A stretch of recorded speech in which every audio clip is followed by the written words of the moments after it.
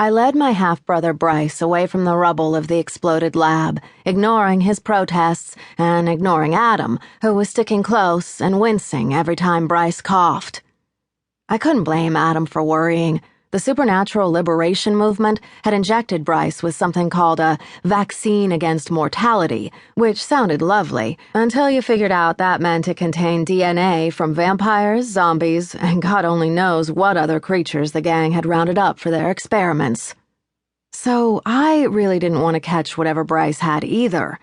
Before we'd escaped, the woman who'd injected him had suggested it was transmittable. I had to trust they weren't crazy enough to make it easily transmittable. And if they were, well then, I was already screwed. The only way out of the lab had been to drop into a pit of water connected to an underground sewer. Bryce was so weak he'd almost drowned, and I'd had to help him. I'd stopped short of giving him mouth-to-mouth when he woke on his own, but we'd had plenty of contact. So I could be infected. But that was a concern for later. Right now, I was just happy to have survived, especially when the whole place had come down on our heads as the liberation movement blew up their own lab. I'd never been so glad to be tramping, wet, smelly, and dirty, down a New Orleans alleyway. Or to see Jeremy Danvers, the werewolf alpha, or Jamie Vegas, his necromancer girlfriend, or Adam. Most of all, Adam. Bryce might be my half-brother, but I've known Adam since I was 12. Bryce? Well, let's just say we aren't close. "We'll turn onto the road up here," Jeremy said. He was scouting the way, limping from the blast. "We should be far enough from—" He stopped and tilted his head. Werewolf hearing picked up something we couldn't. When he frowned, Adam moved up beside him and whispered, "Trouble?" "I can hear a police radio. They're looking for 2 men and a woman seen leaving the blast site." "2 guys covered in dust and bruises," Adam said, "and a girl who looks like she went swimming in a sewer?" Jeremy nodded. I looked down at my soaked clothing. The only unscathed one was Jamie, who'd been blocks away when the building went up. Jeremy said, "Anita Barrington set off an alarm, meaning there will be members of the Reveal movement looking for all of us. You're gonna need to hole up until Jamie finds us clean clothing. I'll go with her while she does."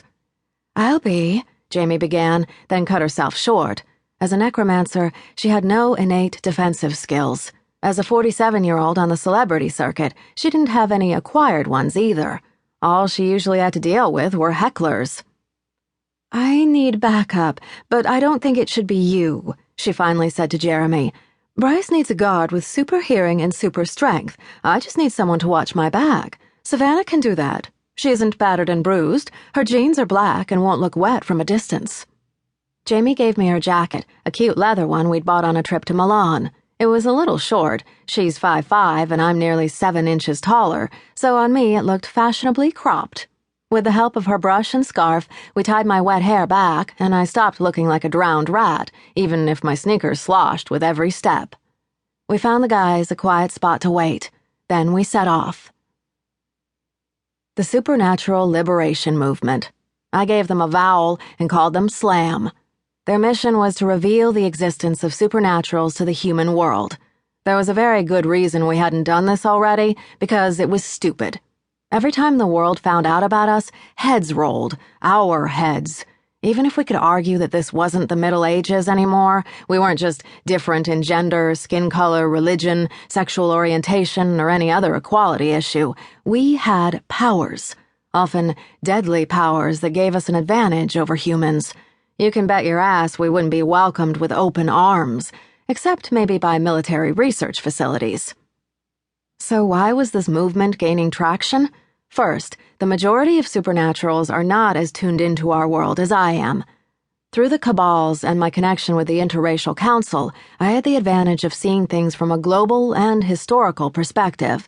Second, there are a lot of disaffected supernaturals out there, especially young ones who don't understand why the hell they shouldn't flaunt their abilities. For most of my 21 years, I'd have agreed with them. I had power, so I used it. All these young supernaturals needed was a man with a plan, and they found him in Giles Reyes, aka Gilles de Rais, a charismatic leader who'd convinced them that a bunch of unusual events in our world, including me, a sorcerer-witch hybrid, fulfilled some kind of prophecy that declared it was time for the big reveal.